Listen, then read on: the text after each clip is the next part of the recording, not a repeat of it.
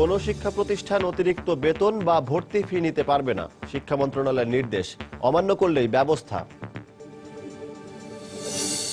পাওনা টাকা আদায়কে কেন্দ্র করেই নারায়ণগঞ্জে খুন করা হয় 5 জনকে। সাক্ষী না রাখতে 2 শিশুকেও রেহাই দেয়নি হত্যাকারীরা। ব্যাংক কর্মকর্তা গোলাম রাব্বির ওপর পুলিশি নির্যাতনের ঘটনায় তদন্ত প্রতিবেদন জমা। বিচার বিভাগীয় তদন্তের পাশাপাশি 3 কোটি টাকা আর্থিক ক্ষতিপূরণ চেয়ে হাইকোর্টে রিট। দেশের শিল্পায়নে পর্যাপ্ত বিদ্যুৎ দিতে প্রস্তুত সরকার। বিজিএমইএ এর প্রতিনিধি দলের সঙ্গে বৈঠকে প্রধানমন্ত্রী। গার্মেন্টস পল্লীতে বিনিয়োগের আহ্বান।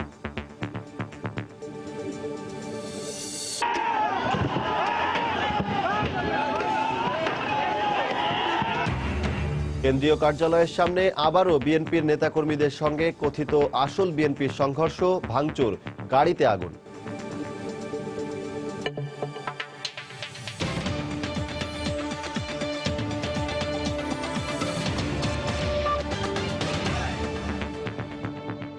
প্রবাসের সময়ের সঙ্গে আছি আমি সজল দাস। পরবর্তী নির্দেশনা না দেওয়া পর্যন্ত দেশের কোনো শিক্ষা প্রতিষ্ঠান বর্ধিত বেতন ও ফি আদায় করতে পারবে না বলে নির্দেশ দিয়েছে শিক্ষা মন্ত্রণালয়। মন্ত্রণালয়ের এক অফিস আদেশে এ নির্দেশ দেওয়া হয়। সরকার শিগগিরই এ বিষয়ে প্রয়োজনীয় নির্দেশনা দেবে বলেও অফিস আদেশে জানানো হয়। মন্ত্রণালয়ের আদেশে আরও বলা হয়, সংশ্লিষ্ট শিক্ষা প্রতিষ্ঠানের গভর্নিং বডি বা ক্ষেত্র বিশেষে ম্যানেজিং কমিটি শিক্ষার্থীদের কাছ থেকে আদায়যোগ্য বেতন ও ফি নির্ধারণ করতে পারবে। সাম্প্রতিক সময়ে বিভিন্ন বেসরকারি শিক্ষা প্রতিষ্ঠান সরকারের নির্দেশনা ছাড়াই শিক্ষার্থীদের কাছ থেকে বর্ধিত হারে মাসিক বেতন ও অন্যান্য ফি আদায় করায় শিক্ষার্থী ও অভিভাবকদের মধ্যে বিরূপ প্রতিক্রিয়া সৃষ্টি হয়।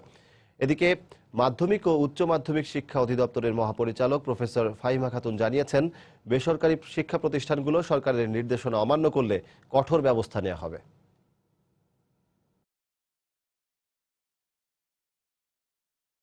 যে নির্দেশনাটা ছিল প্রবিধানমালায়, সেই নির্দেশনাটাই আমরা স্মরণ করিয়ে দিয়ে আবার নির্দেশ দেওয়া যাচ্ছে যে তারা যেন এই অতিরিক্ত ফি বা বেতন সেটা বন্ধ করার নির্দেশ দেওয়া হয়েছে। সরকারি নির্দেশ অমান্য করলে স্বীকৃতি বা অনুমতি বাতিল হবে। গভর্নিং বডিকে আমরা কোন ধারায় গভর্নিং বডি ভেঙে দিতে পারবো, গভর্নিং বডির বিরুদ্ধে ব্যবস্থা নিতে পারবো, সবই বলা আছে। এই ধরনের নির্দেশনা বা এই ধরনের তদারকির একটা ইতিবাচক রেজাল্ট আছে বলেই আমি মনে করি। পাওনা টাকা আদায়কে কেন্দ্র করে নারায়ণগঞ্জে 5 জনকে হত্যা করা হয়েছে। এজাহারে এমনটাই উল্লেখ করে নারায়ণগঞ্জ সদর থানায় মামলা করেছেন নিহত তাসলিমার স্বামী শফিকুল ইসলাম, যাতে সন্দেহভাজন আসামি হিসেবে উল্লেখ করা হয়েছে 3 জনের নাম। এদিকে পুলিশ কর্মকর্তারা বলছেন, ঘাতকরা পূর্ব পরিচিত হতে পারে বলে ধারণা তাদের। তবে খুনের মোটিভ সম্পর্কে নিশ্চিত হওয়া যায়নি এখনো। এদিকে মামলার তদন্তভার ডিবি পুলিশের কাছে হস্তান্তর করা হয়েছে। খান মোহাম্মদ রুবেলের রিপোর্ট। নারায়ণগঞ্জের বাবুড়াইলে 2 শিশুসহ 5 জনকে হত্যার পরের দিন নিহত তাসলিমার স্বামী মামলা করেন থানায়। মামলার এজাহারে উল্লেখ করা হয়, তার স্ত্রী তাসলিমার কাছে 12 লাখ টাকা পেতেন নাজমা ও শাহজাহান। পাওনা টাকার জন্য বিভিন্ন সময় হুমকিও দিতেন তারা, আর এ কারণে মাসখানেক আগে রাজধানীর কলাবাগানের বাসা ছেড়ে নারায়ণগঞ্জে চলে যান তারা। তবে এত টাকা ঋণ নিয়ে তাসলিমা কি করতেন তা বলতে পারেননি শফিকুল। এজাহারে আরও উল্লেখ করা হয়েছে, শফিকুলের ভাগ্নে মাহফুজ নিহত লামিয়াকে অনৈতিক কাজের প্রস্তাব দিলে লামিয়া তা পরিবারের কাছে প্রকাশ করে দিয়েছিল। সে কারণে মাহফুজও তাদের হত্যা করতে পারে। হুমকির মধ্যে পাল ছিল, কিন্তু আমাকে জানায় নাই, আমার বলে নাই কোনো সময়। ঢাকা থাকতেই হুমকি দিছিল, কিন্তু হুমকি ইয়া করে ধরে চলে আসছে নারায়ণগঞ্জ। শুক্রবারে লাস্ট জুম্মার নামাজ পড়ে আমি ফোন দিয়েছিলাম। ফোন দিয়ে আমার মেয়ের লগে, আমার ছেলের লগে, আমার ওয়াইফের লগে কথা বলছি। এরা কই তো নারায়ণগঞ্জ গেছে, নারায়ণগঞ্জ আমরা চিনি না, আমরা আত্মীয় স্বজন আছে নারায়ণগঞ্জ চিনি আমরা, যা নয় তা হোক না এনতেই বাইরে আলবাম। রোববার সকালে ঘটনাস্থল পরিদর্শন করেন র্যাব পুলিশের ঊর্ধ্বতন কর্মকর্তারা। এ সময় তারা বলেন, খুনের মোটিভ সম্পর্কে এখনো নিশ্চিত হওয়া যায়নি। তবে হত্যাকাণ্ডের কোনো সাক্ষী না রাখতেই শিশুদের হত্যা করা হয়েছে বলে মনে করছেন তারা। এই দুটো শিশু পরবর্তী সময় সাক্ষ্য হিসাবে আবির্ভূত না হতে পারে, সে কারণে বোধহয় এই দুটো শিশুকে, নিরাপদ শিশুকে খুন করা হয়েছে। এই পর্যায়ে পেশাদারি কর্মকাণ্ড বা অপেশাদারি কর্মকাণ্ড বলা সঠিক হবে না। তার মানে আপনার ধারণা খুনির অপরিচিত ছিল? মনে হচ্ছে আপাতত দৃষ্টিতে। আমরা সবগুলো কারণে বিশ্লেষণ করছি, তো যেভাবেই হোক আমরা ইনশাল্লাহ এটা বের করে ফেলব। এদিকে নিহতদের লাশের ময়নাতদন্তকারী চিকিৎসক জানান ভোঁতা অস্ত্র দিয়ে মাথায় আঘাত করে সবাইকে হত্যা করা হয়েছে। তিনি আরো জানান, আঘাতের ধরন দেখে মনে হয় অপেশাদার অপরাধীরা এই ঘটনা ঘটিয়েছে। প্রধানত আঘাতের কারণেই এই মৃত্যুগুলো হয়েছে এবং আঘাতগুলো বেশিরভাগই মাথায় এবং এলোপাথারি। এখন যেভাবে এলোপাথারি ভাবে বিভিন্ন জায়গায় করানো, তাতে পেশাদার আসলে বলা সম্ভব না। নৃশংস এই হত্যাকাণ্ডের ঘটনায় জিজ্ঞাসাবাদের জন্য 3 জনকে আটক করেছে পুলিশ। খান মোহাম্মদ রুমেল, সময় সংবাদ, নারায়ণগঞ্জ। বাংলাদেশ ব্যাংক কর্মকর্তা গোলাম রাব্বির ওপর পুলিশি নির্যাতনের অভিযোগ তদন্ত শেষে প্রতিবেদন জমা দিয়েছেন মোহাম্মদপুর জোনের সহকারী কমিশনার হাফিজ আল ফারুক। রোববার বিকেলে প্রতিবেদনটি ডিএমপি কমিশনারের কার্যালয়ে পাঠানো হয় বলে নিশ্চিত করেন তেজগাঁও জোনের উপকমিশনার বিপ্লব সরকার। এদিকে রাব্বির ওপর পুলিশি নির্যাতনের ঘটনার বিচার বিভাগীয় তদন্তের পাশাপাশি 3 কোটি টাকা আর্থিক ক্ষতিপূরণ চেয়ে হাইকোর্টে রিট করেছেন আইনজীবী সহ 3 জন। অন্যদিকে নির্যাতনের শিকার ঢাকা দক্ষিণ সিটি কর্পোরেশনের কর্মকর্তা বিকাশ চন্দ্র দাসের শারীরিক অবস্থা কিছুটা ভালো হলেও তিনি এখনও কথা বলতে পারছেন না বলে জানিয়েছেন তার স্বজনরা। বিস্তারিত তারিকুজ্জামান শিমুলের রিপোর্টে। গত 9 জানুয়ারি মধ্যরাতে বাড়ি ফেরার পথে ব্যাংক কর্মকর্তা গোলাম রাব্বিকে তুলে নিয়ে নির্মম পুলিশি নির্যাতন ও মৃত্যুর হুমকির ঘটনা জানাজানি হওয়ার পরপরই নড়েচড়ে বসেন পুলিশের ঊর্ধ্বতন কর্মকর্তারা। পরদিনই ঘটনা তদন্তের দায়িত্ব বর্তায় মোহাম্মদপুর জোনের সহকারী কমিশনার হাফিজ আল ফারুকের উপর। 7 দিন ধরে ভুক্তভোগী ও প্রত্যক্ষদর্শীদের পাশাপাশি অভিযুক্ত পুলিশ সহ সংশ্লিষ্ট সকলের সঙ্গে কথা বলার পর শনিবার সন্ধ্যায় তদন্ত প্রতিবেদন জমা দেওয়া হয় তেজগাঁও জোনের উপকমিশনার কার্যালয়ে। রোববার বিকেলে তা ডিএমপি কমিশনারের কার্যালয়ে পাঠানো হয় বলে নিশ্চিত করেন তেজগাঁও জোনের উপকমিশনার বিপ্লব সরকার। তবে প্রতিবেদনে কি আছে তা জানাতে রাজি হননি তিনি। এদিকে রাব্বির উপর পুলিশি নির্যাতনের ঘটনার বিচার বিভাগীয় তদন্তের পাশাপাশি 3 কোটি টাকা আর্থিক ক্ষতিপূরণ চেয়ে হাইকোর্টে রিট আবেদন করেন 2 আইনজীবী সহ 3 ব্যক্তি। টর্চার করা, অ্যারেস্ট করা কেন ইলিগাল ঘোষণা করা হবে না? এটা রুল চেয়েছি এডিশনাল জেলা জজের নিচে নয়, এরকম কোনো বিচারিক কর্মকর্তা কর্তৃক এটা তদন্ত করার জন্য। বর্তমানে রাব্বির শারীরিকের চেয়ে মানসিক অবস্থা বেশি বিধ্বস্ত বলে জানিয়েছেন তার স্বজনরা। শারীরিকভাবে তিনি একটু সুস্থ আছে, কিন্তু মানসিকভাবে সে এখন ক্লান্ত। কারণ অনেক সময় তার ওই কথাটা ভেসে ওঠে। সাইকোথেরাপি যেটা ওটা দিয়েছেন এবং আরও কিছুদিন লাগবে, এই জন্য রেস্টে থাকতে বলছেন। অন্যদিকে সিটি কর্পোরেশন কর্মকর্তা বিকাশ চন্দ্র দাসের উপর পুলিশি নির্যাতনের ঘটনায় ডিএমপির দেয়া বিবৃতির প্রতিবাদ জানিয়েছেন তার ছোট ভাই। পুলিশে যদি একটা বাড়ি মারে তাহলে তার ঘাড়ে এবং নাক দিয়ে মুখে রক্ত আসলো কিভাবে? পা দুটো অবশ, পায়ে টিস্যুগুলি ছিঁড়ে গেছে। ডাক্তারে বলল, বুকে বলেছে যে রক্ত জমা বেঁধে রয়েছে। পুলিশের যে বক্তব্য সেটা তীব্র প্রতিবাদ জানাচ্ছি আমি। এছাড়া সাধারণ মানুষের উপর পুলিশি নির্যাতনের এসব ঘটনার প্রতিবাদে রোববার রাজধানীতে মানববন্ধন করে বেশ কয়েকটি সংগঠন। তারিকুজ্জামান শিমুল, সময় সংবাদ, ঢাকা। গোলাম রাব্বি ও বিকাশ চন্দ্রের উপর পুলিশি নির্যাতনের অভিযোগ খতিয়ে দেখতে কাজ করছে পুলিশের আরও 2টি তদন্ত কমিটি। এবার পুলিশের হাতে বরিশালের আগলঝড়ায় স্বেচ্ছাসেবক লীগের স্থানীয় এক নেতার নির্যাতিত হওয়ার অভিযোগ পাওয়া গেছে। বর্তমানে তিনি গৌরনদী উপজেলা স্বাস্থ্য কমপ্লেক্সে চিকিৎসাধীন রয়েছেন।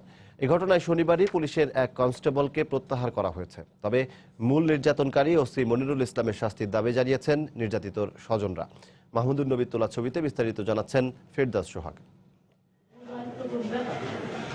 নির্যাতিত ও তার স্বজনরা জানায়, রোববার সকাল 11:30টার দিকে উপজেলার গৈলে ইউনিয়নের সিহিপাশা গ্রামের পথ ধরে যাওয়ার সময় রাস্তার পাশে গাছ পড়ে থাকায় ক্ষিপ্ত হয়ে ওঠেন আগলঝাড়া থানার ভারপ্রাপ্ত কর্মকর্তা মনিরুল ইসলাম। এ সময় তিনি গাড়ি থেকে নেমে গাছটি কার জানতে চাইলে থানা স্বেচ্ছাসেবক লীগের সাংগঠনিক সম্পাদক আসাদুজ্জামান বাদল গাছটি নিজের বলে দাবি করেন। এরপরই ওসি তার উপর চড়াও হন বলে অভিযোগ করা হয়। এ সময় বাদলকে অকথ্য ভাষায় গালাগালির এক পর্যায়ে মারধরও করা হয়। পরে স্থানীয়রা তাকে উদ্ধার করে হাসপাতালে ভর্তি করে। থানায় বললো যে গাছ কাটতে, আমি তো বুঝতে পারিনি যে আমি মনে করছি, আমি বললাম যে স্যার আমার গাছ। এই কয় শুয়ারের বাচ্চা, রাস্তাটা কি তোর বাপে? এই দরজাটা খুললে নামিয়ে আমার একটা থাপ্পড়, এমন এক ঘুষি মারছে, আমার লাতেই ঘুষি। আমি ওই জায়গায় অজ্ঞান হয়ে পড়ি। অনেক মারছে। তারপর কালকে রাত্রেও খুব অসুস্থ হয়ে পড়ছিল, বুঝেছে এই বেডে সবাই ছিল, বুঝেছে যে তার মানে পড়ার নয়, সবাই নাকে হাত দিয়ে দেখছি করছে, খুব অবস্থা খুবই খারাপ ছিল। এদিকে আর কোনো নিরপরাধ ও নিরীহ মানুষ যাতে পুলিশের নির্মম নির্যাতনের শিকার না হয় সেজন্য জড়িতদের আইনের আওতায় এনে কঠোর শাস্তির দাবি জানিয়েছেন নির্যাতিতর স্বজনরা ও এলাকাবাসী। ওসির যে ড্রাইভার ছিল গাড়ির, হেও অনেক মারধর করছে, মারধর করার পর ও বেহুশ হয়ে পড়ছে। এখন আমরা এলাকাবাসী মনে করি ওসির করা বিচার চাই। টাকা পয়সা তারা খাইয়া বিরোধ করবে, এটা আমরা পূর্ণ বিচার চাই। পুলিশ বলছে ঘটনার সুষ্ঠু তদন্তের জন্য 1 সদস্য বিশিষ্ট তদন্ত কমিটি গঠন করা হয়েছে। এ বিষয়ে গৌরনদী সার্কেলের এসপি তদন্ত করছেন, তার তদন্ত রিপোর্ট পাওয়ার পরে আমরা যথাযথ ব্যবস্থা নিব। এ ঘটনায় রোববার সন্ধ্যায় তাৎক্ষণিকভাবে কনস্টেবল মোখলেসুর রহমানকে আগলঝাড়া থানা থেকে ক্লোজড করা হলেও মূল নির্যাতনকারী ওসি মনিরুল এখনও রয়ে গেছেন যে কোনো ধরনের শাস্তির বাইরে। ফিরদাউস সোহাগ, সময় সংবাদ, বরিশাল। পুলিশের কোনো কর্মকর্তা কর্মচারীর নৈতিক স্খলনের দায় দায়িত্ব পুরো পুলিশ বাহিনী নেবে না বলে মন্তব্য করেছেন পুলিশের মহাপরিদর্শক AKM শহীদুল হক। তবে অপরাধী যেই হোক না কেন তাকে কোনোভাবেই অনুকম্পা দেখানো হবে না বলেও মন্তব্য করেন তিনি। রোববার দুপুরে মৌলভীবাজারে পুলিশ লাইন্সে বার্ষিক পুলিশ সমাবেশ ও ক্রীড়া প্রতিযোগিতা 2016 এর অনুষ্ঠান শেষে সাংবাদিকদের প্রশ্নের জবাবে এ কথা বলেন তিনি। একটা পরিবারের মধ্যে তো অনেক সময় এরকম নৈতিকতা স্খলন হতে পারে। এটা বাহিনী বড় একটা বাহিনী হতেই পারে, কিন্তু সে কোনো ব্যক্তির দায় দায়িত্ব বা গোটা বিভাগ নেবে না, গোটা ব্যক্তির দায় দায়িত্ব পুরো পুলিশ বাহিনী নেবে না। তার দায়িত্ব নিজের, তাকে আমরা কোনো রকম কোনো অনুকম্পা দেখাই না। দেশের শিল্পায়নের প্রসারে ব্যবসায়ীদের চাহিদা মতো পর্যাপ্ত বিদ্যুৎ সংযোগ দিতে সরকার প্রস্তুত বলে জানিয়েছেন প্রধানমন্ত্রী শেখ হাসিনা। রোববার সকালে প্রধানমন্ত্রীর কার্যালয়ে তৈরি পোশাক শিল্প মালিক ও রপ্তানিকারকদের সংগঠন BGME এর নবনির্বাচিত নেতাদের সঙ্গে এক বৈঠকে প্রধানমন্ত্রী এই প্রতিশ্রুতি দিয়েছেন। সকাল 11টায় BGME এর নেতাদের সঙ্গে প্রধানমন্ত্রীর কার্যালয়ে অনুষ্ঠিত ওই বৈঠকে তৈরি পোশাক শিল্পের প্রসার নিয়ে ব্যবসায়ীদের সঙ্গে কথা বলেন প্রধানমন্ত্রী। এ সময় দেশের শিল্পোন্নয়নে তার সরকারের বিভিন্ন কর্মকাণ্ড সম্পর্কে ব্যবসায়ীদের জানান শেখ হাসিনা।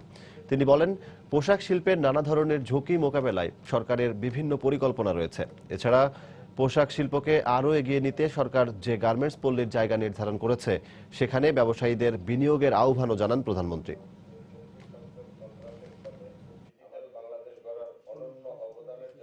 আমরা যখন সরকার গঠন করলাম তখন গ্যাস উৎপাদন ছিল দৈনিক মাত্র 1600 মিলিয়ন ঘনফুট।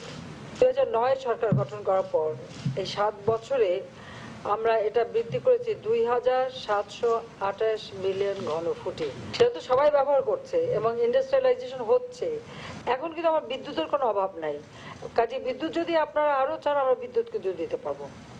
কাজে বিদ্যুৎ উৎপাদন এখন আমাদের প্রায় 14,000 মেগাওয়াটের সক্ষমতা আছে। আপনি যদি চান আমি এই মুহূর্তে 12,000 মেগাওয়াট উৎপাদন করে দিতে পারি। ইন্ডাস্ট্রির জন্য যত বিদ্যুৎ দরকার সেটা দিতে কিন্তু আমি প্রস্তুত। কাজে আপনারা বলেন কত লাগবে আমরা দিতে পারবো। বাংলাদেশ জাতীয়তাবাদী দল বিএনপির কেন্দ্রীয় কার্যালয় দখল করতে গিয়ে বিএনপি ও ছাত্রদলের নেতাকর্মীদের ধাওয়ার মুখে আবারও পালিয়ে গেল কথিত আসল বিএনপি সংগঠনের নেতাকর্মীরা।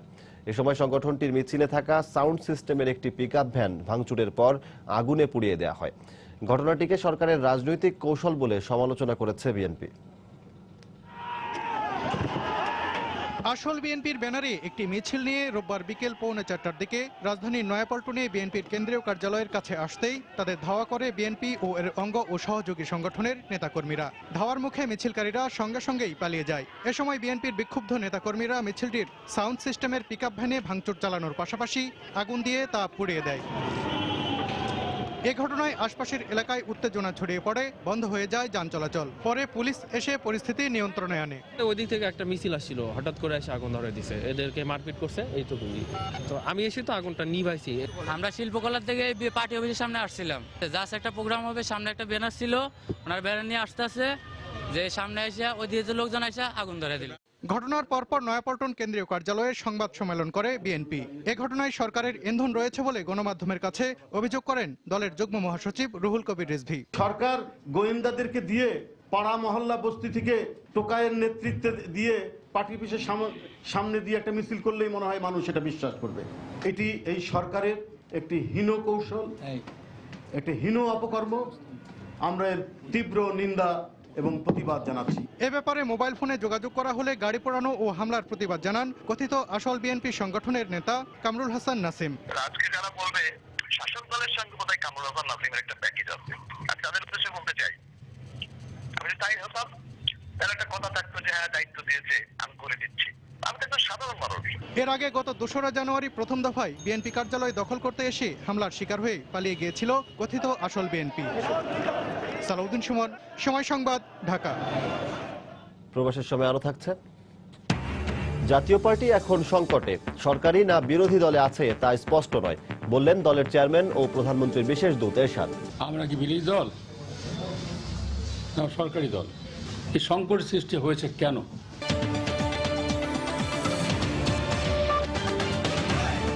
তাই তো সবাই বলে শিল্পাল্লার দিন শেষ, মেগা ডিজিটাল স্কেলে বাংলাদেশ। মুসলিম উম্মার শান্তি, সমৃদ্ধি আর বিশ্বের কল্যাণ কামনার মধ্য দিয়ে টঙ্গীর তুরাগ তীরে শেষ হলো 51তম বিশ্ব ইজতেমার দ্বিতীয় পর্ব।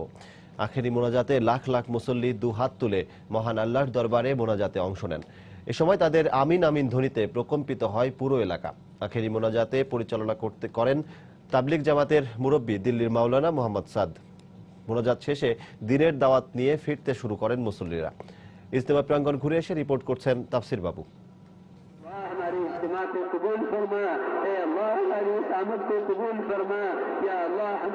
মনের শত আকুতি আর দরদ ভরা কণ্ঠে সৃষ্টিকর্তার কাছে ক্ষমা প্রার্থনা। লাখো মুসল্লির আমিন আমিন ধ্বনি ছড়িয়ে পড়ে টঙ্গীর তুরাগ তীর ও আশেপাশের এলাকায়। তৈরি হয় অন্যরকম এক আবহ। লাখো মানুষ একসাথে সৃষ্টিকর্তার কাছে ফরিয়াদ জানানোর এই প্রার্থনায় অংশ নেন। ইজতেমার শেষ দিনে ভোরের আলো ফোটার আগেই টঙ্গী অভিমুখে যাত্রা শুরু হয় ধর্মপ্রাণ মুসল্লিদের। বেলা 10টা নাগাদ পুরো এলাকা পরিণত হয় জনসমুদ্রে। ইমান, আমল, আখলাক ও দিনের পথে মেহনতের বিষয়গুলো ঠাঁই পায় হেদায়েতি বয়ান ও আখেরি মোনাজাতে। প্রায় আধা ঘন্টা ব্যাপী মোনাজাত পরিচালনা করেন ভারতের মাওলানা মোহাম্মদ সাদ। হুজুর বর্ণনা করতেছিলেন যে আমরা কিভাবে আমাদের ইমানটাকে শক্তিশালী করতে পারি, আর আমরা আমাদের ইমানকে শক্তিশালী করে আমরা আমাদের নামাজটাকে যাতে করে আমরা সর্বদাই পালন করতে পারি। আমাদের আত্মীয় স্বজন, নিজেদের জন্য, দেশবাসীর জন্য, এবং আমরা যাতে এই সারা পৃথিবীকে সন্ত্রাস মুক্ত রাখতে পারি সেজন্যই সবার জন্য দোয়া করলাম। সাহাবীদের যে আমলগুলো ছিল ওগুলোকে আবার পূর্ণভাবে আমাদের ভিতরে চলে আসতে পারে, এটা এখন আমরা নিয়ে যাচ্ছি। হাদিসের কথা জানবো, আল্লাহর পথে চলবো, আমল করব। ইনশাল্লাহ আমরা ভালো ভালো কাজ করব, খারাপ কাজ করব না।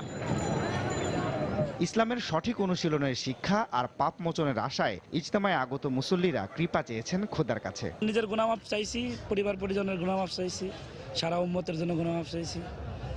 সমস্ত উম্মতের মধ্যে হেদায়েতের আলো, ইমানের আলো, ইমানের উপর চলতে পারে। আল্লাহর রাজি খুশি করার জন্য আমরা এখানে ছিলাম। ওখান থেকে আজকে 3 দিন পরে মুনাজাত করে আমরা ইনশাআল্লাহ আল্লাহর মধ্যে যাতে বাড়ি ঘরে চলে যাইতেছি। ইজতেমার দ্বিতীয় পর্বে অংশ নেন 16টি জেলার মুসল্লিরা। ইজতেমায় আগত লাখো মুসল্লি কেঁদে কেটে তাদের মনের ফরিয়াদ জানিয়েছেন মহান সৃষ্টিকর্তা আল্লাহ রাব্বুল আলামিনের দরবারে। দুনিয়ার এই জীবনে শরিয়াসম্মত জীবনযাপন আর পরকালে মুক্তি লাভের শিক্ষা নিয়েই বাড়ি ফিরছেন তারা। তাফসির বাবু, সময় সংবাদ, গাজীপুর। নৌবাহিনী প্রধান এম ফরিদ হাবিবের পদবি ভাইস অ্যাডমিরাল থেকে অ্যাডমিরাল এবং বিমান বাহিনী প্রধান আবু ইসরায়েলের পদবি এয়ার মার্শাল থেকে এয়ার চিফ মার্শালে উন্নীত করা হয়েছে। রোববার আন্তঃবাহিনী জনসংযোগ পরিদপ্তরের এক বিজ্ঞপ্তিতে এ তথ্য জানানো হয়েছে। প্রধানমন্ত্রীর কার্যালয়ে নিরাপত্তা উপদেষ্টা অবসরপ্রাপ্ত মেজর জেনারেল তারিক আহমেদ সিদ্দিক এবং ভারপ্রাপ্ত সেনাপ্রধান লেফটেন্যান্ট জেনারেল আনোয়ার হোসেন দুই বাহিনীর প্রধানকে র্যাঙ্ক ব্যাজ পরিয়ে দেন। এ সময় প্রধানমন্ত্রী শেখ হাসিনা উপস্থিত ছিলেন। গত 7 সেপ্টেম্বর মন্ত্রিসভায় 8ম বেতন কাঠামো অনুমোদন দিয়ে 3 বাহিনী প্রধানদের জন্য একই বেতন ও র্যাঙ্ক নির্ধারণ করে নতুন বেতন কাঠামো অনুমোদন করা হয়।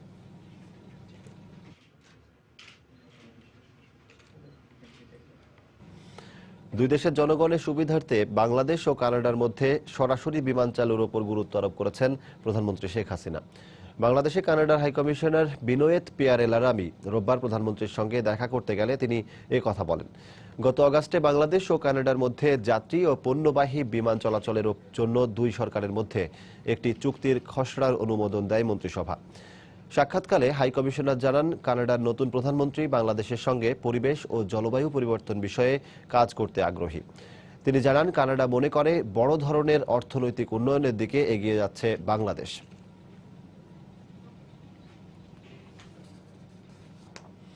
টানা 7 দিন ধরে দেশের 37টি পাবলিক বিশ্ববিদ্যালয়ে চলছে শিক্ষকদের কর্মবিরতি। 8ম জাতীয় বেতন কাঠামোতে অসঙ্গতি দূর করার দাবিতে শিক্ষকরা এই কর্মবিরতি পালন করছেন। ক্লাস পরীক্ষা বন্ধ থাকায় স্থবির হয়ে পড়েছে শিক্ষা কার্যক্রম। ফলে সেশন জটের আশঙ্কায় পড়েছেন শিক্ষার্থীরা। শিক্ষা কার্যক্রম বিশ্ববিদ্যালয় জীবনের শুরুতেই এমন হোঁচট খাওয়ায় সবচেয়ে বেশি হতচকিত প্রথম বর্ষের শিক্ষার্থীরা। রোববার সকালে ঢাকা বিশ্ববিদ্যালয় ক্যাম্পাস ছিল অনেকটাই শিক্ষার্থী শূন্য। স্বপ্ন ছিল যে ভার্সিটিতে, ঢাকা ইউনিভার্সিটিতে পড়ালেখা করব, তো সেই স্বপ্নটা পূরণ হয়েছে, ভর্তি হয়েছি, বাট পড়ালেখা ক্লাস এখনো শুরু হয় নাই, ক্লাসের 7টা আমরা এখনো পাই নাই। সঠিক সময়ে ক্লাস হলে আমরা সবকিছু দ্রুত সিলেবাসটা কভার করতে পারতাম, অনেক ভালোই হতো। একই অবস্থা ছিল বাংলাদেশ কৃষি বিশ্ববিদ্যালয়, সিলেটের শাহজালাল বিজ্ঞান ও প্রযুক্তি বিশ্ববিদ্যালয় সহ অন্যান্য বিশ্ববিদ্যালয়গুলোতেও। এখন পরীক্ষার সময়, এই সময়টাতে আমরা পরীক্ষা দিতে পারছি না, ক্লাস করতে পারছি না, আমাদের সেশন জটটা আরো বেড়ে যাচ্ছে। আমাদের সরকারে যদি এটা বিবেচনা করতো বা তাদের দাবি দাওয়াগুলো পূরণ করতো, আমি মনে করি অনেক ভালো হবে। দুপুরে এক সংবাদ সম্মেলনে 8ম বেতন কাঠামোতে 7ম বেতন কাঠামোর সকল সুবিধা বহাল রেখে একটি লিখিত প্রস্তাবনা শিক্ষা মন্ত্রণালয়ে পাঠায় ঢাকা বিশ্ববিদ্যালয় শিক্ষক সমিতি ফেডারেশন। 3 থেকে 1 পর্যন্ত 7ম জাতীয় বেতন কাঠামোতে যেভাবে যেতেন সেভাবে আমরা যেতে চাই। আমরা কোনো বাড়তি সুবিধা সেখানে চাচ্ছি না। পাশাপাশি সিনিয়র সচিব যেটি করা হয়েছে সেই পদমর্যাদায় আমাদের একটা পার্সেন্টেজ আমরা সেখানে চেয়েছি। সমস্যার সমাধানে সরকার কত দ্রুত উদ্যোগী হবেন সেদিকেই দৃষ্টি শিক্ষক, শিক্ষার্থী সহ সবার। মুজাহিদ শুভ, সময় সংবাদ, ঢাকা। এদিকে সোমবার বিকেলে গণভবনে প্রধানমন্ত্রী পেশাজীবীদের যে আমন্ত্রণ জানিয়েছেন তা তাৎপর্যপূর্ণ বলে মনে করেন বাংলাদেশ বিশ্ববিদ্যালয় শিক্ষক সমিতি ফেডারেশনের মহাসচিব অধ্যাপক মাকসুদ কামাল। এ সময় তিনি আশাবাদ ব্যক্ত করেন, সুযোগ পেলে তাদের দাবির বিষয়টি প্রধানমন্ত্রীর কাছে তুলে ধরবেন। 8ম জাতীয় বেতন কাঠামোতে যে বৈষম্য হয়েছে সেই বৈষম্য নিরসন করা হলো আমাদের মূল কাজ, এবং সেভাবে আমরা প্রস্তাবটি শিক্ষা মন্ত্রণালয়ে দিয়েছি। আমরা যতদূর জানি এই বিষয়গুলো নিয়ে যেহেতু গত কয়েকদিন যাবত আমরা আনুষ্ঠানিক এবং অনানুষ্ঠানিকভাবে আমরা আলোচনা করে আসছি, সেই হিসাবে এই বিষয়গুলো মাননীয় প্রধানমন্ত্রীর অফিস ওয়াকে বহাল। সেই সুবাদে মাননীয় প্রধানমন্ত্রী যে দাওয়াত আমরা পেয়েছি, এই দাওয়াতটি আমাদের কাছে তাৎপর্যপূর্ণ বলেই মনে হয়। আমরা সেখানে যাব। প্রবাসের সময় আরো থাকছে। Goes up in the air. Bangladesh win by 42 runs and go 2 up in a 4-match series. দ্বিতীয় টি-20তেও দাপুটে জয় বাংলাদেশের। জিম্বাবুয়ে হারল 42 রানে। সিরিজে 2-0 লিড টাইগারদের। শেষ 2 ম্যাচের জন্য 14 সদস্যের দল ঘোষণা।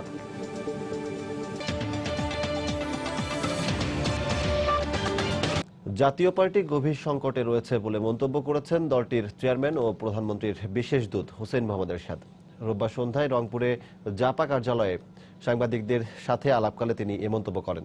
এ সময় এরশাদ আরও বলেন, তার অবর্তমানে দলের দায়িত্ব পালন করবেন প্রেসিডিয়াম সদস্য জিএম কাদের।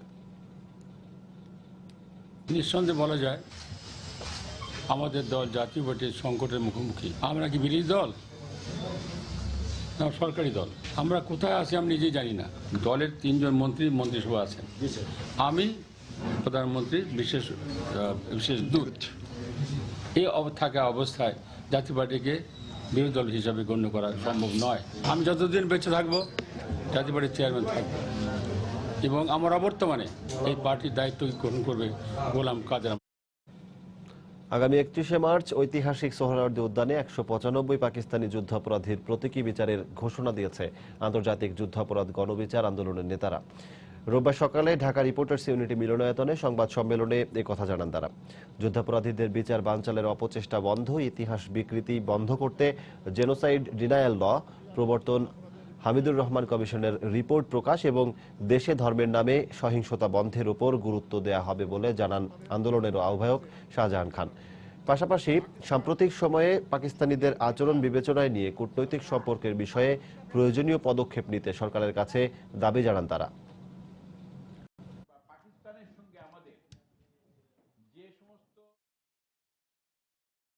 পাকিস্তানের সঙ্গে আমাদের যে সমস্ত যতগুলো দেনা পাওনা আছে, আমরা এটা বর্তমান বাজার মূল্যে সেটা পেতে চাই। এটা সে যে কোনো কিছু থাক, কোনো পাওনা আমরা এখানে আর উজ্জ্ব রাখতে চাই না। গণহত্যা, অগ্নিসংযোগ, লুণ্ঠন, ধর্ষণ সহ নৃশংস অত্যাচারের অপরাধে যুদ্ধ পরবর্তী সময়ে চিহ্নিত করা হয়েছিল 195 জন পাকিস্তানি সেনা কর্মকর্তাকে। যদিও প্রকৃত অপরাধী সৈন্যের সংখ্যা ছিল 12,000-এর বেশি। আন্তর্জাতিক সকল আইনে এবং জাতিসংঘের সাধারণ পরিষদের ঘোষণা অনুযায়ী তারা ছিল আন্তর্জাতিক মানবতা বিরোধী অপরাধে প্রমাণিত অপরাধী। ময়মনসিংহ শহরের মাসকান্দা এলাকায় স্থানীয় একটি পত্রিকার ব্যবস্থাপনা সম্পাদকের বাসা থেকে বেশ কিছু অস্ত্রসহ তাকে গ্রেফতার করেছে গোয়েন্দা পুলিশ।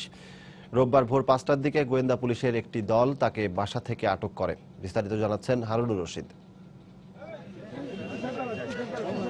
পুলিশ জানায়, গোপন সংবাদের ভিত্তিতে রোববার ভোর 5টার দিকে ময়মনসিংহ শহরের মাসকান্দা এলাকায় দৈনিক জাহান পত্রিকার ব্যবস্থাপনা সম্পাদকের বাসায় অভিযান চালায় জেলা গোয়েন্দা পুলিশের একটি দল। অভিযানে 2টি পিস্তল, 6 রাউন্ড গুলি এবং বিপুল পরিমাণ অস্ত্র তৈরির সরঞ্জাম ও দেশীয় অস্ত্র উদ্ধার করা হয়। এ সময় দৈনিক জাহান পত্রিকার ব্যবস্থাপনা সম্পাদক মেহেদী হাসান নাদিম ও নৈশ প্রহরী মোহাম্মদ রাসেলকে আটক করা হয়। আটককৃতদের ডিবি কার্যালয়ে রেখে জিজ্ঞাসাবাদ করা হচ্ছে। আটককৃতরা অস্ত্র ব্যবসায়ী বলে প্রাথমিকভাবে ধারণা পুলিশের। দেশীয় অস্ত্র সহ আগ্নেয়াস্ত্র তৈরির যে সমস্ত সরঞ্জাম আছে, বোঝা যায় যে সে একটা অস্ত্র তৈরি করে বিক্রি করে। হয়তো আমরা জিজ্ঞাসাবাদে আরো ব্যাপক জানতে পারবো, তদন্তকালে সেগুলো প্রকাশিত হবে। আপাতত আমরা এইটুকুই বলতে পারছি। এদিকে পৈতৃক সূত্রে মেহেদী হাসান নাদিম পত্রিকার ব্যবস্থাপনা সম্পাদক হলেও নিয়মিত সাংবাদিকতায় তাকে দেখা যায়নি বলে জানান স্থানীয়রা। ডিবি পুলিশ কার্যালয় থেকে হারুনুর রশিদ, সময় সংবাদ, ময়মনসিংহ। এদিকে গাজীপুরের কুনিয়া তারাগাছ এলাকা থেকে 5টি টাইম বোমার মতো বস্তু উদ্ধার করেছে পুলিশ। পুলিশ জানায়, গোয়েন্দা তথ্যের ভিত্তিতে সকালে ইজতেমা ময়দানের 2 কিলোমিটারের মধ্যে অভিযান চালানো হয়। এ সময় কুনিয়া তারাগাছ এলাকার বালুর মাঠ থেকে 5টি টাইম বোমা সদৃশ বস্তু ও একটি রিমোট কন্ট্রোল উদ্ধার করে পুলিশ। বিশ্ব ইজতেমায় আগত দেশি বিদেশি মুসল্লিদের মধ্যে আতঙ্ক সৃষ্টির জন্য একটি গোষ্ঠী বোমা হামলার পরিকল্পনা করেছিল বলে ধারণা পুলিশের।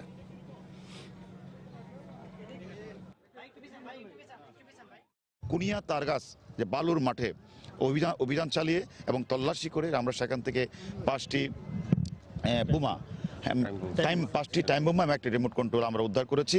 সেটা অত্যন্ত গুরুত্বপূর্ণ। এটা আমরা এখন নিষ্ক্রিয় করেছি।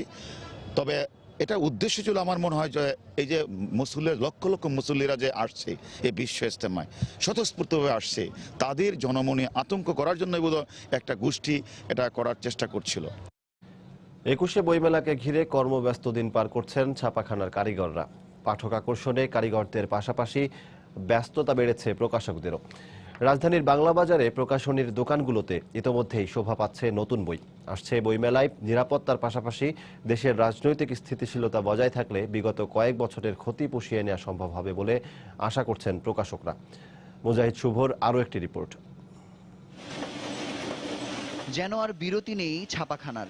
অমর 21শে গ্রন্থমেলার বই ছাপাতে বাংলা বাজারের ছাপাখানাগুলোতে নির্ঘুম সময় কাটাচ্ছেন কারিগররা। তবে পরিশ্রম বাড়লেও অতিরিক্ত কর্মঘণ্টায় বাড়তি আয়ের আশায় আনন্দেরও যেন কমতি নেই তাদের। বইমেলার সামনে রেখে আমাদের ওভারটাইমটা বেশি হচ্ছে, এর জন্য আমরা বেশি অর্থে টাকা পাচ্ছি। শেষ সময়ের প্রস্তুতিতে ব্যস্ত সময় কাটাচ্ছেন প্রচ্ছদ কর্মীরাও। পাঠকদের আকর্ষণ করতে বাহারি রং দিয়ে তৈরি করছেন মনের মাধুরী মেশানো প্রচ্ছদ। অন্যদিকে বই বাঁধাইকারীরা হাত চালাচ্ছেন স্বাভাবিক সময়ের থেকেও দ্রুত গতিতে। এখন আমরা কাজ করছি 13-14 ঘন্টা। আপনি আমাদের কাজ আরো বাড়তে হবে, 16-17 ঘন্টা কাজ করব। সামনে বইমেলা তো, সেই জন্য পরিশ্রম তো করতেই হবে। বইমেলা সবাই উপভোগ করবে, আমরা উপভোগ করব। তবে প্রকাশকরা বেশি বিবেচনায় আনছেন নিরাপত্তার বিষয়টি। রাজনৈতিক স্থিতিশীলতা বজায় থাকলে বিগত বছরগুলোর ক্ষতি পুষিয়ে নেবেন বলেও আশা করছেন তারা। বইগুলি আমরা এখন মুদ্রণ করতেছি এবং বাদাই করতেছি। আমরা সবসময় চাই যে মেলায় বইগুলি প্রথম দিন থেকেই সবই প্রদর্শিত হোক, এতে আমাদের প্রচার এবং বিক্রি দুইটাই বাড়ে। আমরা আশা করি এইবার এই রাজনৈতিক অস্থিরতা থাকবে না, গত 2 বছরের ক্ষতিটা আমরা এবার পুষিয়ে নিতে পারবো। প্রেস থেকে আনা প্রস্তুতকৃত বইগুলো এখনই সাজিয়ে রাখা হচ্ছে প্রকাশনীর দোকানগুলোতে। আসন্ন প্রাণের বই মেলায় নতুন বইয়ের সৌরভ পেতে পাঠকদের পাশাপাশি এখনই তাই অপেক্ষার প্রহর গুনছে লেখক প্রকাশকরাও। মুজাহিদ শুভ, সময় সংবাদ, ঢাকা।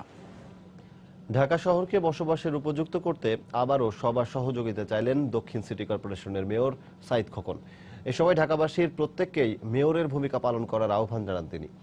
রোববার সকালে ঢাকা বিশ্ববিদ্যালয় এলাকায় পরিচ্ছন্নতা অভিযানে অংশ নেন মেয়র সাইদ খোকন। এ সময় তিনি নগরবাসীকে নিজ ঘরের মতোই ঢাকা শহরকে ভালোবেসে পরিষ্কার রাখারও আহ্বান জানান। ঢাকা বিশ্ববিদ্যালয়ের উপাচার্য অধ্যাপক আ.আ.ম আরিফিন সিদ্দিকীর সভাপতিত্বে অভিযানে বিশ্ববিদ্যালয় শিক্ষক সহ শিক্ষার্থীরা অংশ নেন।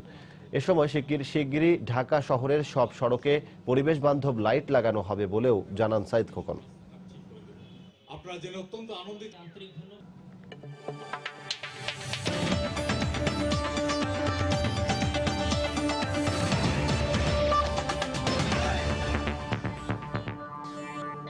দর্শকদের বাংলা গান গেয়ে মাতিয়ে গেল চায়না তিয়ানজিন আর্ট ট্রুপ। শিল্পকলা একাডেমিতে চাইনিজ নববর্ষ উপলক্ষে 2 দিনব্যাপী সাংস্কৃতিক অনুষ্ঠানের উদ্বোধনী দিনে আয়োজন করা হয় মনোমুগ্ধকর সাংস্কৃতিক অনুষ্ঠানের। বাংলাদেশ চীন ফ্রেন্ডশিপ সেন্টার, চায়না দূতাবাস এবং শিল্পকলা একাডেমির যৌথভাবে এই অনুষ্ঠানের আয়োজন করে।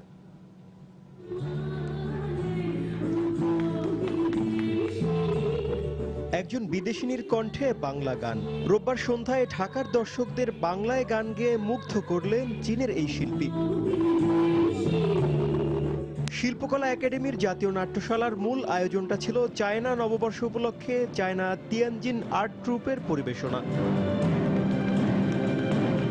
2 দিনব্যাপী অনুষ্ঠানের প্রথম দিনের পরিবেশনার শুরু চীনের ঐতিহ্যবাহী মার্শাল আর্ট দিয়ে। ট্রুপের কিশোর কিশোরীদের এই পরিবেশনা নজর কাড়ে উপস্থিত দর্শকদের। এরপর একক ও দলীয়ভাবে মঞ্চে শারীরিক কসরত পরিবেশন করেন শিল্পীরা। তাদের চোখ ধাঁধানো কসরত উপভোগ করেন দেশ বিদেশের অসংখ্য দর্শক।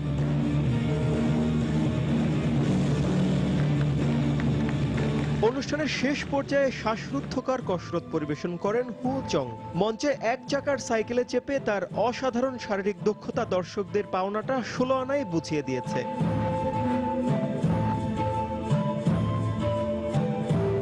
এর আগে উদ্বোধনী অনুষ্ঠানে বক্তব্য দেন বাংলাদেশে নিযুক্ত চীনের রাষ্ট্রদূত এবং বাংলাদেশ চীন ফ্রেন্ডশিপ সেন্টারের পরিচালক তানিন মেহেদি, সময় সংবাদ, Dhaka.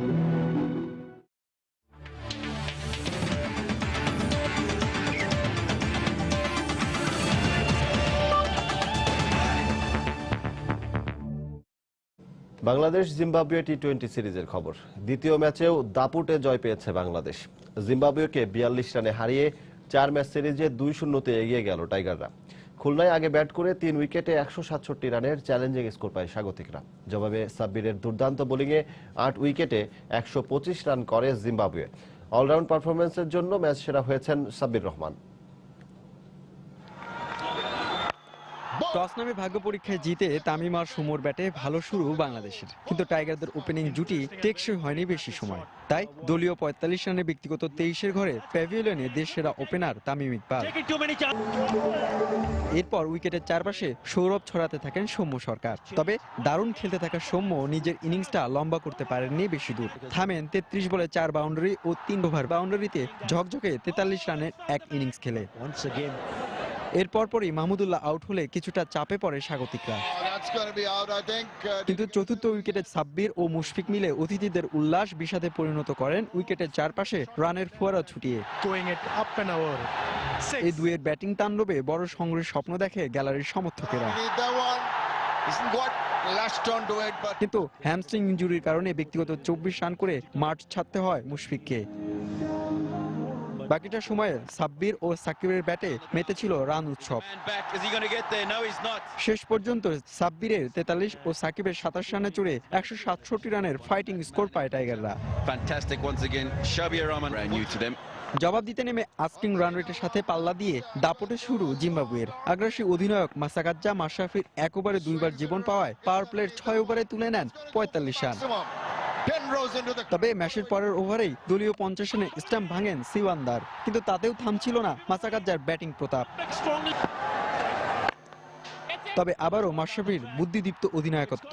Part time bowler সাব্বিরে 30 run করা মাসাকাজ্জা হয়ে যান ম্যাচাকার। এরপর ম্যালকম ওয়ালার কিছুটা প্রতিরোধ করার চেষ্টা করলেও লাভ হয়নি। শেষ পর্যন্ত জিম্বাবুয়েকে থামতে হয় 125 রানে। জিম্বাবুয়ের বিপক্ষে টানা ম্যাচ জিতে আহত বাগেরা হয়ে উঠেছে আপোষহীন, কিন্তু তারপরেও দলের সার্বিক পারফরমেন্সে খুশি নন কোচ হাতুরু সিং। কারণ পরীক্ষা নিরীক্ষার এই সিরিজে কোচকে নতুন করে ভাবিয়ে তুলছে টাইগারদের ফিল্ডিং। শেখ আবু নাসর স্টেডিয়াম থেকে হুমায়ুন কবির রোজ, সময় সংবাদ, খুলনা। জিম্বাবুয়ের বিপক্ষে সিরিজের শেষ 2 টি-20-র জন্য 14 সদস্যের স্কোয়াড ঘোষণা করেছে বাংলাদেশ ক্রিকেট বোর্ড। স্কোয়াডে পরিবর্তন এসেছে 4টি। ইনজুরির কারণে দলের জায়গা হয়নি মুশফিকুর রহিমের। তার পরিবর্তে দীর্ঘ 6 মাস পর দলে ফিরেছেন তাসকিন আহমেদ। এছাড়া প্রথমবারের মতো ডাক পেয়েছেন মোসাদ্দেক হোসেন সৈকত ও মুক্তার আলী। এছাড়া টাইগারদের হয়ে 5টি টেস্ট খেলা মোহাম্মদ শহীদও আছেন স্কোয়াডে। আর বিশ্রাম দেওয়া হয়েছে প্রথম 2 ম্যাচ খেলা মুস্তাফিজুর রহমান, শোভাগত হোম ও আলামিন হোসেনকে। শেষ 2 ম্যাচেও দলে জায়গা হয়নি অলরাউন্ডার নাসির হোসেনের। দলের বাকি সদস্যরা হলেন মাশরাফি, সাকিব, তামিম, মুশফিক, মাহমুদুল্লাহ, ইমরুল, সাব্বির, সৌম্য, সানি, সোহান ও রনি। আগামী 20 ও 22 জানুয়ারি খুলনায় অনুষ্ঠিত হবে সিরিজের বাকি 2টি টি-20 ম্যাচ। এই পর্যায়ে শীর্ষ সংবাদ জানিয়ে দিচ্ছি আরেকবার।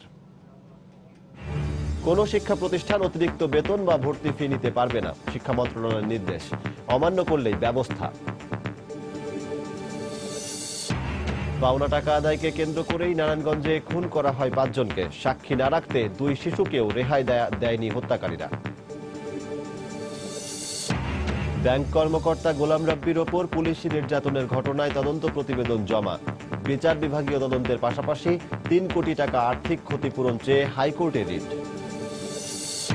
দেশের শিল্পায়নে পর্যাপ্ত বিদ্যুৎ দিতে প্রস্তুত সরকার। বিজিএমইএ এর প্রতিনিধি দলের সঙ্গে বৈঠকে প্রধানমন্ত্রী। গার্মেন্টস পল্লীতে বিনিয়োগের আহ্বান।